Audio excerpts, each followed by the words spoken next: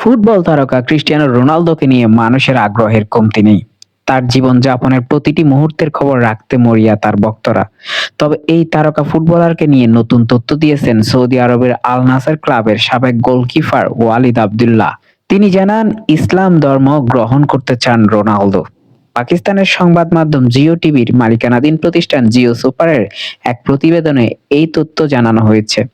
প্রতিবেদনে বলা হয়েছে, রোনালদোর ইসলাম গ্রহণ নিয়ে দীর্ঘদিনের গুঞ্জন রয়েছে। তবে এই গুঞ্জনের মধ্যেই টেলিভিশনে এক শোতে অংশ নিয়ে আব্দুল্লাহ বলেন, রোনালদো ইসলাম গ্রহণ করতে আগ্রহ প্রকাশ করেছেন।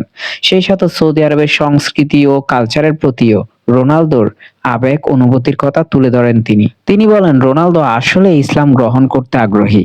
আমি তার সঙ্গে কথা বলেছি। তিনি এই বিষয়ে আগ্রহ প্রকাশ করেছেন। গোল করার পর ইতিমধ্যে তিনি সেজদাও দিয়েছেন। তিনি সবসময় খেলোয়াড়দের নামাজ ও ধর্মীয় অনুশাসন মেনে চলার বিষয়ে উৎসাহ দেন। আল নাসেরের সাবেক এই গোলকিপার বলেন, তিনি অনুশীলনের সময় আজান দিলে খেলোয়াড়দের নামাজের জন্য কোচকে বিরতির অনুরোধ জানিয়েছেন। তার বাসায় প্রশিক্ষণের সময় আজান দিলে রোনালদো কোচকে আজান শেষ না হওয়া পর্যন্ত বিরতির অনুরোধ করেছেন।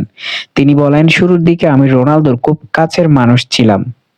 কেননা তিনি ক্লাব, কালচার বা সংস্কৃতির কিছুর সঙ্গে পরিচিত ছিলেন না। তিনি বিভিন্ন বিষয়ে কৌতূহলী হতেন এবং আমার কাছ থেকে বিস্তারিত জানতে চাইতেন। এছাড়া গত বছরের মে মাসে এই ফুটবল তারকা খেলার মাঠে সেজদার ঘটনা তুলে ধরেন। সাবেক এই গোলকিপার বলেন, রোনালদো গোল করার পর যখন মাঠে সেজদায় লুটিয়ে পড়েন, তখন সব খেলোয়াড় একযোগে আল্লাহু আকবার বলে চিৎকার করেন। চলতি বছরের জানুয়ারিতে সোশ্যাল মিডিয়ায় ভাইরাল হয়েছিল রোনালদোর ইসলাম ধর্ম গ্রহণের বিষয়টি। তবে পরবর্তীতে গুজব বলে বিভিন্ন ফ্যাক্ট চেক প্রতিষ্ঠান নিশ্চিত করেছিল। কিন্তু এইবার একটি টকশোতে আল হিলালের সাবেক এই গোলরক্ষক দিয়েছেন এইসব অবাক করা তথ্য। যদিও রিয়াল তারকা করিম বেনজেমা আর মাসুদ ওজিল এর আগেও প্রকাশ করেছিলেন ইসলামের প্রতি রোনালদোর যে অনুরাগ তা।